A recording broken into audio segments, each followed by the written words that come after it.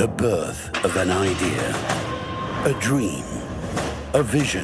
61 run देकर एक wicket लिया और भारत की टीम दोस्तों इस मैच के अंदर जस्ट 286 रन बना पाई और अपने 10 के 10 मैच विकेट जो है दोस्तों भारत की टीम ने गवा दिए हैं। वैसे भारत की टीम इस सीरीज के अंदर दोस्तों ट्रॉफी जीत चुकी है 2-1 से। आज की ये मैच दोस्तों जो भारत और ऑस्ट्रेलिया के बीच में ये जो वनडे सीरीज हुई है इसकी ट्रॉफी भारत की टीम ने जीत लिया। लेकिन इस मैच के man of the match Australia की तरफ से ऑस्ट्रेलिया के ओपनर बल्लेबाज मिचेल मार्श को मैन ऑफ द मैच का अवार्ड दिया गया है दोस्तों। आज के मैच के हीरो ऑस्ट्रेलिया की तरफ से मिचेल मार्श रहे जिन्होंने 96 रन की एक शानदार पारी खेली। और आज का मैच दोस्तों वर्ल्ड कप से पहले आखिरी मुकाबला था।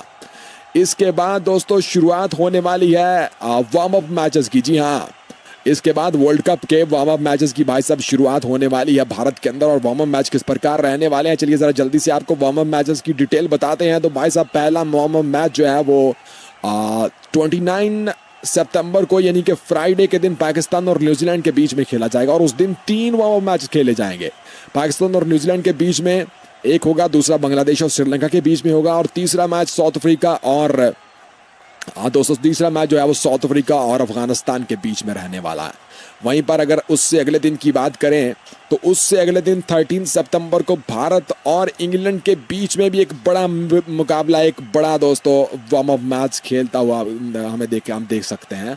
तो वो वार्म अप मैच यानी कि भारत और इंग्लैंड के बीच में होने वाला वार्म अप मैच भी अगर आप हमारे साथ जुड़कर देखना चाहते हो तो भाई साहब हमारे चैनल को सब्सक्राइब करना, थोड़ा सा प्यार वाला बटन बेल वाले बटन को जरूर दबाना ताकि जब भी हम लाइव आए तो आपको पता चल सके। तो 13 सितंबर को 2 वार्म अप मैच खेले जाएंगे।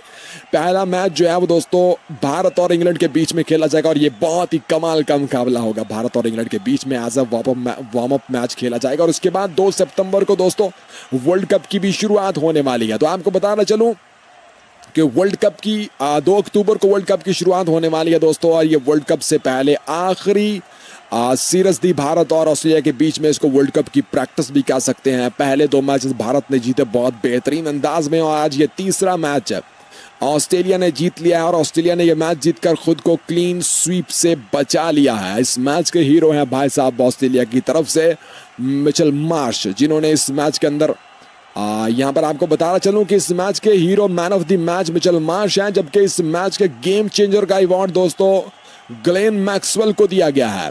ग्लेन मैक्सवेल इस मैच के गेम चेंजर रहे हैं। जबकि इस मैच के हीरो, इस मैच के मैन ऑफ द मैच जो है दोस्तों वो मिचेल मार्श रहे हैं। जबकि इस मैच की मैन ऑफ द सीरीज का अवार्ड भी देखा जाएगा कि किसको दिया जाता है। फिलहाल मार्नुस लंबिशेने को दोस्तों यहां पर बेस्ट फील्डर का अवार्ड दिया गया है। बेस्ट फील्डर का अवार्ड जो है दोस्तों वो मार्नुस लंबिशेन को आज के मैच का दिया गया है क्योंकि बहुत ही बढ़िया फील्डिंग करके दिखाई मार्नुस लंबिशेन ने इस मैच के अंदर। आज के मैच में 2 कैच पकड़े, अनबिलीवेबल डाइव्स लगाते हुए कुछ जो है वो शॉट्स को रोका, बाउंड्रीज को रोका। और एक और अवार्ड यहां पर दोस्तों मैन ऑफ दी देखना होगा कि जी प्लेयर ऑफ द मैच का अवार्ड भी दोस्तों मिचेल मार्श को नहीं बल्कि प्लेयर ऑफ द मैच का अवार्ड भी यहां पर ग्लेन मैक्सवेल को ही सौंप दिया गया है। वाओ, ग्लेन मैक्सवेल को भाई साहब ये दूसरा अवार्ड भी दे दिया गया है। गेम चेंजर का अवार्ड भी ग्लेन मैक्सवेल को दिया गया और अब जो दूसरा अवार्ड जो है दोस्तों वो भी ग्लेन मैक्सवेल को दे दिया गया क्योंकि ग्लेन मैक्सवेल की गेंदबाजी बहुत कमाल की रही इस मैच के अंदर। जरा देखिए आपको बताता हूं तो ग्लेन मैक्सवेल ने आज के मैच में 10 ओवर्स के अंदर 40 रन देकर 4 विकेट लिए और 4 विकेट भी इन्होंने टॉप के विकेट लिए थे ऑस्ट्रेलिया की तरफ से। 4 विकेट लेकर टॉप विकेट टेकर गेंदबाज रहे ग्लेन मैक्सवेल। और ग्लेन मैक्सवेल ने चारों पहले जब 3 बल्लेबाज और भारत के आउट हुए थे और तीनों के तीनों विकेट ही ग्लेन मैक्सवेल ने लिए थे। इवन रोहित शर्मा का कैच तो बहुत ही मुश्किल था दोस्तों। रोहित शर्मा ने जब 50 बना ली थी, 80 रन बना लिए थे, तो रोहित शर्मा ने एक लूज डिलीवरी को सीधे बल्ले के साथ बहुत जोर से पंच मारा था स्ट्रेट के ऊपर और गेंद बहुत तेज बॉलर ग्लेन मैक्सवेल के सर के लाइन में आ रही थी और ग्लेन मैक्सवेल ने जस्ट खुद को बचाने के लिए हाथ निकाला था और गेंद उनके हाथों में आ गई और उन्होंने कैच पकड़ लिया। इवन उनको खुद भी बिलीव नहीं आ रहा था कि उन्होंने ये कैच पकड़ लिया है, लेकिन वो बहुत ही खतरनाक कैच था। अगर गेंद उनके हाथ में ना आती तो पक्का वो इंजर्ड हो जाते, गेंद उनके सीधा फेस पर लगती। तो इस समय मैन ऑफ द मैच का अवार्ड भी ग्लेन मैक्सवेल को दे दिया गया दोस्तों और man of the game changer of game changer का अवार्ड भी ग्लेन मैक्सवेल को दे दिया गया है। जबकि बेस्ट फील्डर का अवार्ड जो है दोस्तों वो मार्नुस लंबिशेन को दिया गया है। आपको बता रहा चलूं कि भारत की टीम ने 3 मैचेस की वनडे सीरीज के अंदर दोस्तों 2-1 से ये वनडे सीरीज जीत ली है और अब ये आखिरी मैच था। इसके बाद दोस्तों शुरुआत होने वाली है वर्ल्ड कप की। जी हाँ, वर्ल्ड कप 2 सितंबर से शुरू होगा, लेकिन उससे पहले वार्म अप मैच होंगे और भारत का वार्म अप मैच 30 सितंबर को इंग्लैंड के खिलाफ ही खेला जाएगा। तो अगर आप वो वार्म अप मैच भी हमारे साथ जुड़कर देखना चाहते हो तो भाई साहब चैनल को सब्सक्राइब करना, थोड़ा सा प्यार, बेल के आइकन को जरूर दबाना अगर अभी तक नहीं दबाया हो तो चलिए जरा आपको आगे बढ़ते हैं दोस्तों। और यहाँ पर आपको बता रहा चलूं कि मैन ऑफ द सीरीज का अवार्ड यहाँ पर रोहित शर्मा को दे दिया गया है, लेकिन मेरे ख्याल में शायद ये शुभमन गिल की जगह दिया गया होगा। लेकिन मैन ऑफ द सीरीज का अवार्ड शुभमन गिल की जगह पर दोस्तों रोहित शर्मा ने लिया है। शुभमन गिल की जगह मैन ऑफ द सीरीज का अवार्ड लेने के लिए रोहित शर्मा आए हैं, क्योंकि शुभमन गिल अवेलेबल नहीं थे आज के मैच के अंदर। तो रोहित शर्मा दोस्तों मैन ऑफ द सीरीज का अवार्ड लेने के लिए आए हैं शुभमन गिल की जगह पर। आपको बताना चलूं, जिन दोस्त अभी भी जुड़े हैं उनको बताना चाहता हूं कि भारत ने आज का मैच हार दिया और आज का मैच ऑस्ट्रेलिया की टीम जीत गई है। सभी दोस्तों का वेलकम आज की लाइव स्ट्रीम में। तो भारत की टीम के 210 के 10 बल्लेबाज आउट हो गए इस मैच के अंदर 49 ओवर और 4 गेंदों का सामना करने के बाद। आखिरी बल्लेबाज भारत का मोहम्मद सिराज की सूरत में गिरा। कैमरन ग्रीन ने आखिरी विकेट लिया और भारत की टीम पूरे 50 ओवर नहीं खेल पाई, 2 गेंदें पहले आउट हो गई और भारत ने 66 रन से आज का ये मुकाबला, आज का ये मैच हार दिया। लेकिन क्या कुछ घटा इस मैच के अंदर उसके बारे में आपको बताते हैं। तो भाई साहब इस मैच के अंदर सबसे पहले जो टॉस है वो ऑस्ट्रेलिया के पक्ष में गिरा। भारत में राजकोट के क्रिकेट स्टेडियम के अंदर आज का यह मुकाबला खेला जा रहा था दोस्तों और टॉस जीता ऑस्ट्रेलिया के कप्तान पैट कॉमन्स ने पहले किया बल्लेबाजी करने का फैसला। और बल्लेबाजी करते हुए ऑस्ट्रेलिया के ओपनर बल्लेबाजों ने बहुत ही ताबड़तोड़ अंदाज में बल्लेबाजी की शुरुआत की। भाई साहब इस मैच के अंदर डेविड वार्नर ने और मिचेल मार्श ने बहुत ही धाकड़ अंदाज में शुरुआत की और दोनों बल्लेबाज जब मैदान में उतरे तो भाई साहब एक समय के लिए दोनों ने गर्दा उड़ाया। भारत की तरफ से किसी भी गेंदबाज को खाली हाथ नहीं जाने दिया डेविड वार्नर और मिचेल मार्श ने। डेविड वार्नर ने 4 छक्के 6 चौके 34 गेंदों के ऊपर 56 रन की बारी खेली 164 के स्ट्राइक रेट के साथ। और मिचेल मार्श ने बराबर साथ दिया उनका 3 छक्के 13 चौके और 84 गेंदों के ऊपर 96 रन की बारी खेली मिचेल मार्श ने। लेकिन अनलकी रहे कि अपनी सेंचुरी से सिर्फ 4 रन पहले आउट हो गया मिचेल मार्श। स्टीवन स्मिथ ने भी 1 छक्का 8 चौकों के साथ 61 गेंदों पर 74 रन बनाए, जबकि मार्नुस लंबीशेन ने भी 9 चौकों के साथ 58 गेंदों के ऊपर 72 रन बनाए। मतलब कि ऑस्ट्रेलिया के टॉप ऑर्डर ने, ऑस्ट्रेलिया के पहले 4 बल्लेबाजों ने 50 रन बनाए। मतलब कि इस समय के ऊपर जब ऑस्ट्रेलिया की टीम वर्ल्ड कप में जा रही है तो ऑस्ट्रेलिया का भी टॉप ऑर्डर पूरी तरह से इस समय के ऊपर इन फॉर्म है दोस्तों। वहीं पर Alex Carey out of form रहे, 19 गेंदों पर 11 रन बनाकर आउट हुए। ग्लेन मैक्सवेल भी भाई साहब बहुत बुरी तरीके से आज बोल्ड हुए जसप्रीत बुमराह के द्वारा। जसप्रीत बुमराह ने क्या ही बेहतरीन यॉर्कर मारा जड़ों के अंदर और ग्लेन मैक्सवेल समझ ही नहीं पाए और समकर उखाड़ कर रख दिया जसप्रीत बुमराह ने इस मैच के अंदर ग्लेन मैक्सवेल के।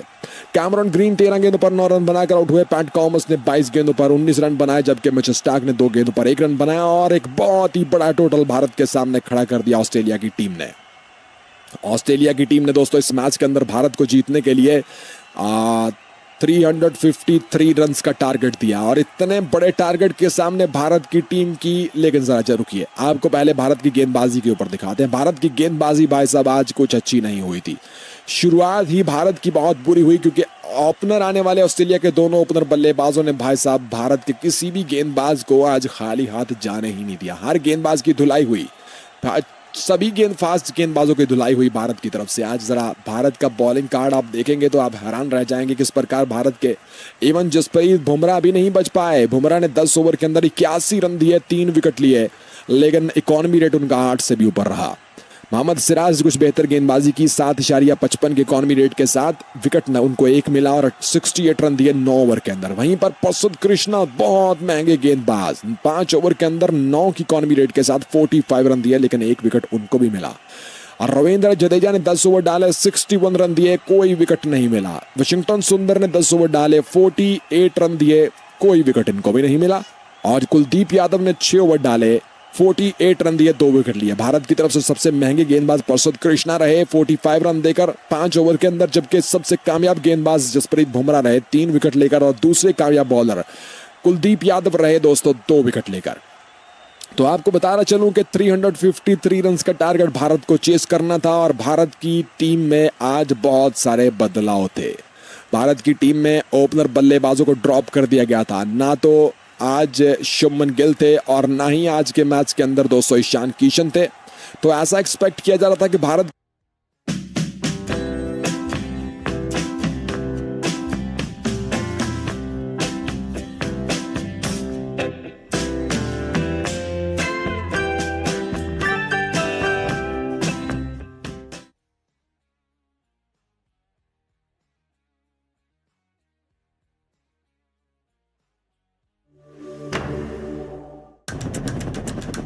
सितारों से चलती है राजनीति और इन्हीं सितारों के दम पे हवा में उड़ रहा है शुक्ला। नाम कैलकुलेटर है, रत्ती रत्ती की प्लानिंग करके रखे हैं हम। आप हमारी दशा की चिंता ना कीजिए, हमारे ग्रह हमारे वश में है। सरकार गिराने जा रहे हैं हम बहुत जल्दी। और सीएम साहब? सीएम साहब तो गए समझिए, अगले सीएम आपके सामने बैठे हैं। आपके लिए तो जान भी दे सकते हैं। बस वही काम, ये सेल्फ इमोलेट करके दिखाओ। सर बहुत बड़ा बयाना है थानेदार, महंगा भी पड़ सकता है। कीमत में दे चुका हूँ। और अब तुम हमको बताओगे कि शगुन अपशगुन क्या होता है। सर मैं यही तो कह रहा था कि मैं कुछ नहीं कह रहा था सर। हम शुक्ला को इमोशनल पेन देना चाहते हैं। मैं बदला लेने के लिए कर। क्या हुआ? कभी हुआ नहीं है पर होगा जरूर। तो जब हो जाए तो फोन करना। बेटा, नेता और अभिनेता में यही फर्क होता है। हम एक्टिंग नहीं करते, हम बस कर देते हैं। हर इंसान ना एक घड़ा भर के पाप कर सकता है। 300 करोड़ आ रहे हैं शुक्ला के पास। अगर वो पैसे वहां से उड़ा लें तो शुक्ला की लग जाएगी। जैसे चिड़िया उड़कर जाती है ना, तोता उड़ 300 करोड़ उड़। पैसा पार्टी ऑफिस में भिजवाइएगा, घर पे नहीं। घर पे गुरु की दृष्टि है। पार्टी ऑफिस देखा आपने कब? राइफल के साथ तैनात 10 पुलिस वाले, 100 मुस्टंडे पार्टी वर्कर्स, हर कोने में सीसीटीवी कैमरा और उनके ऊपर बैठता है शुक्ला। शुक्ला जी को एक ही एरिया में बनाया जा सकता है, वो है ज्योतिष विद्या। पंडित जी है, सुखा है, गुंगा भी है, फार्मर, पुलिस, छात्र नेता। शराबी भूल गए जजमान। अब रकम 600 करोड़ है। 800 करोड़। राहुल तो तुम चोर है ना? खेल तो अब शुरू हुआ है। यार 800 करोड़ चुरा के हम सब पकड़े ना जाएं, ऐसा तो हो नहीं सकता। खिड़की से खुद जिपलाइन के जरिए नीचे आएंगे। ए भाई, मैं टॉम क्रूज नहीं हूँ।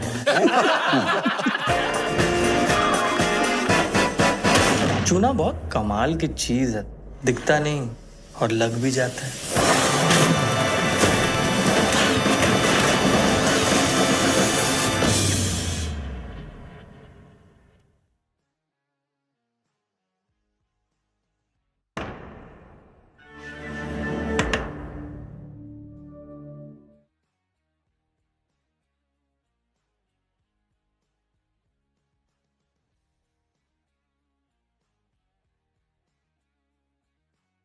की तरफ से आज ओपनिंग करने के लिए रोहित शर्मा और विराट कोहली मैदान में उतरेंगे, लेकिन ऐसा नहीं हो पाया क्योंकि भारत की जब ओपनिंग मैदान में उतरी तो भारत की ओपनिंग देखकर सारे cricket fans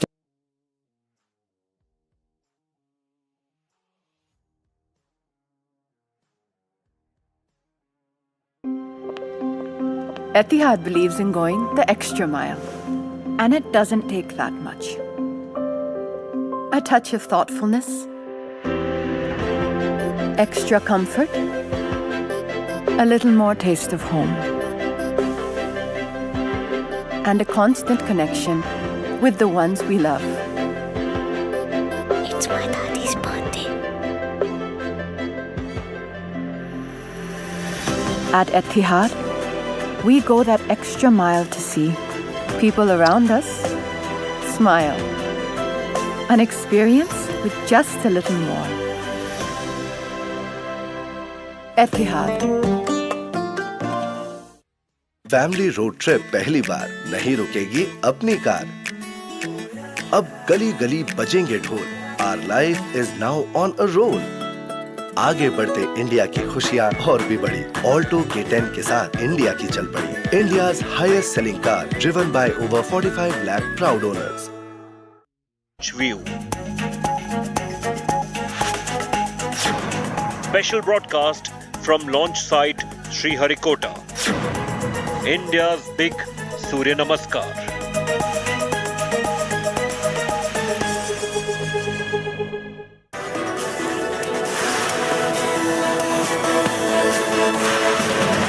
It's on a rocket very much like this one that the Aditya L1 will be blasting off towards the sun in less than 2 hours from now from Sriharikota in Andhra Pradesh, just off India's east coast. I'm Shiv Arur. We're going to get you amazing live coverage over the next 2 hours.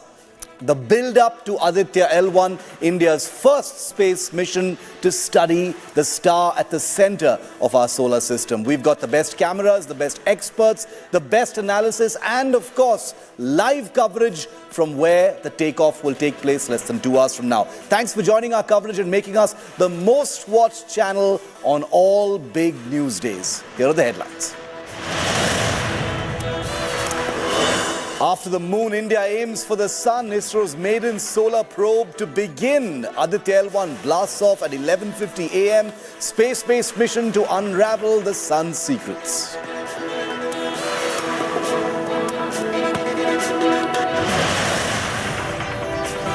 Shocker from Rajasthan. Pregnant woman stripped naked, beaten up in broad daylight by husband. 7 accused detained, 3 arrested. BJP goes all guns blazing against the Gehlot Sarkar.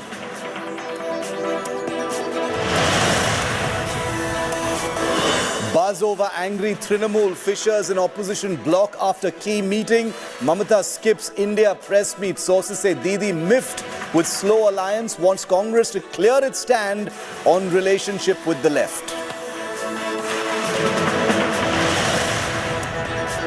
Jet Airways founder Naresh Goyal arrested by the ED. Goyal picked up from Delhi in the rupees 538 crores Canara Bank scam to be produced in court.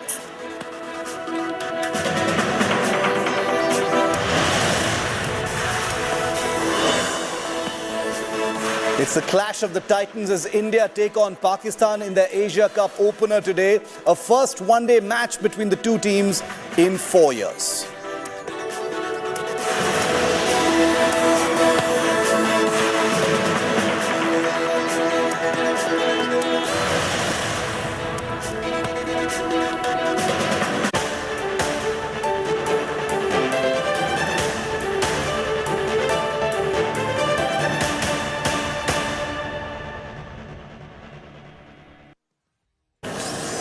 The final countdown has begun. As you can see at the bottom of our screen, 1 hour, 49 minutes to go for the launch of the Aditya L1 spacecraft. It's essentially going to be a satellite that's going to be injected over the next 4 months into what is called a halo orbit. It's not going to revolve around the sun or orbit the sun, but it's going into a halo orbit facing the sun, which is going to give this amazing space probe an uninterrupted round-the-clock 24/7 view of the sun to study it as closely as possible. India is set to launch the Aditya L1 at 11:50 a.m. today, marking a significant milestone in the country's space exploration journey. According to ISRO, all preparations for the launch have been completed and the spacecraft, which is a PSLV C5 rocket, is ready for liftoff from Sriharikota, which happens to be an island off the east coast of Andhra Pradesh. Aditya L1 is a pioneering mission dedicated to studying the sun. It's India's first of its kind. The spacecraft will be placed, like I said, in a halo orbit around the Lagrange Point 1 or L1, which is about 1.5 million kilometers from Earth. This strategic positioning will allow the spacecraft to continuously observe the sun without any occultation or eclipses, providing an unprecedented opportunity to monitor solar activities in real time. The spacecraft is equipped with 7 scientific payloads designed to observe various layers of the sun, including the photosphere, chromosphere, and the outermost corona, which is what you see when you look at the sun. Next launch is this one, Aditya L1. What is next launch? Another one. After that launch is Gaganyaan launch. Gaganyaan launch will be a test vehicle launch. So it is getting ready. So that will happen mostly by October, first or second week.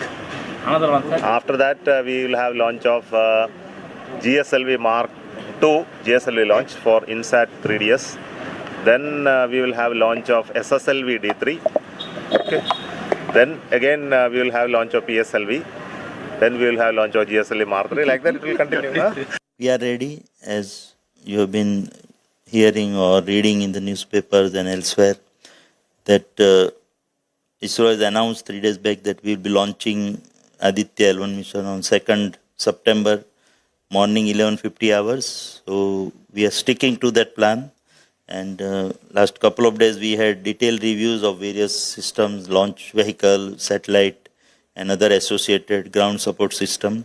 Everything is fine, on track.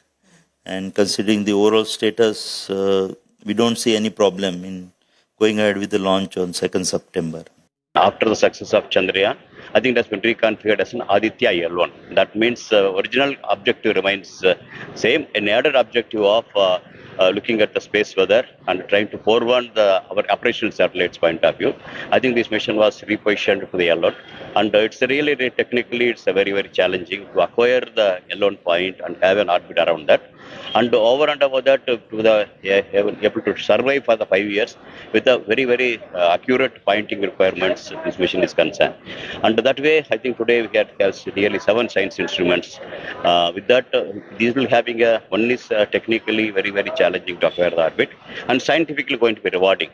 There's a terrific example in history. When we put something like Aditya up there in between us and the sun to sense those things, to better understand how the sun works and the threats that it has to the earth, it's good for everybody, for protecting us as people, but also, of course, our electrical grid, our internet grid, and all of the thousands of satellites that we count on that are up in orbit. So it's a really good new scientific probe to have out there teaching us about the sun.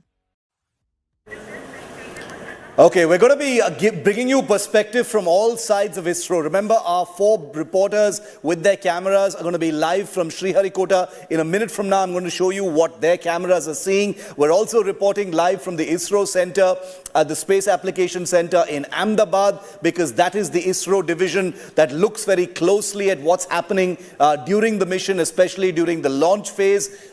So we'll be going to them as well. Akshita, Pramod, Neha, Kunal, all of them in Sriharikota join us in just a minute. Also welcoming onto our coverage Manish Purohit. He's an ex-ISRO scientist, happens to be an expert in all things solar. He's also an educationist who's been talking about the Aditya L1 mission. He's been on our coverage before as well. Manish, good morning. Great day. Welcome to our coverage. Thanks for your time. How does it feel this morning? Less than 2 hours to go. You, of course, Manish, have been going far deeper into the Aditya L1 than all of us. Tell us a little bit about your sentiments this morning and why this is such a big day, in your opinion, for India and for space. Good morning, everyone. Actually, a day has begun and we are all pumped up.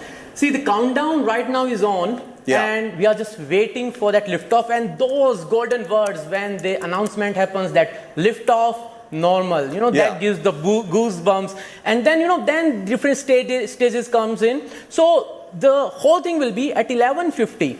We will have the ignition and PSLV will lift off with Aditya L1. The whole duration of this mission will be around 1 hour, 3 minutes.